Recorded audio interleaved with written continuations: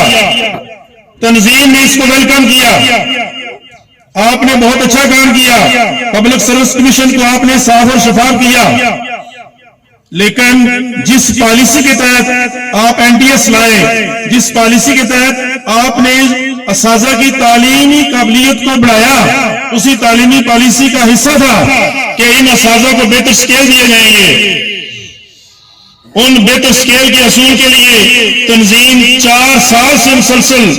آپ کے دفاتر کا چکر لگا رہی ہے۔ وقتاً فوقتاً آپ کے وعدے اور معاہدے ہوتے رہے، لیکن وہ وعدے اور معاہدے جو ہیں وہ پسے پوشی ڈال دیے گئے۔ آج استاد مجبور ہو گیا، آپ کو غلط مشاورت دی گئی جناب وزیر اعظم اور آپ کی ساری کابینہ کو کہ آپ اس وقت کو ٹالتے رہیں، لیکن جناب وزیر اعظم آج استاد مجبوراً سڑکوں پہ آ چکا ہے، چراہوں پہ آ چکا ہے، اور آج کا یہ استاد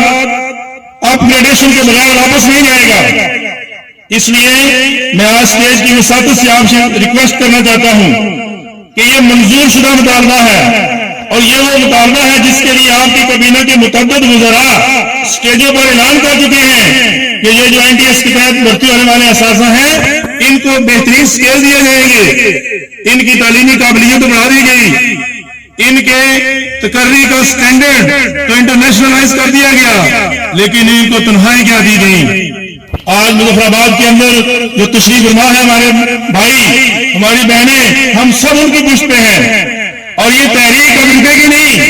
یہ تحریک ابھی شروع ہوئی ہے۔ تو میں ملتمس ہوں آج کی موجودہ حکومت کے وزیر اعظم صاحب سے، ان کی پوری کابینہ سے، کہ اس بات کو لائٹلی نہ لیا جائے، مہربانی فرمائی جائے، اسیر تمام اساتذہ کو فی الفور رہا کیا جائے، اساتذہ کے ساتھ مذاکرات کیے جائیں، اور جو ہماری فائلیں پینڈنگ ہیں، جو سیکرٹری مالیات کے دفتر میں ہیں، ابھی جناب سعید عالم صاحب آپ کو اچھی طرح نہ کریں گے، ان فائلوں کو نکالا جائے، اور یہ جو پہلے ہمارا کورونا کی وجہ سے اتنا وقت ضائع ہو گیا ہے، اس وقت کو بچایا جائے اور اساتذہ کو واپس تعلیمی اداروں کے اندر بھیجا جائے۔ اپ گریڈیشن کی پوری کارروائی کے بعد، نوٹیفکیشن دینے کے بعد، بہت شکریہ۔ بہت شکریہ جی۔ میں دعوت خطاب دوں گا جناب محترم محمد اسحاق چوہان صاحب۔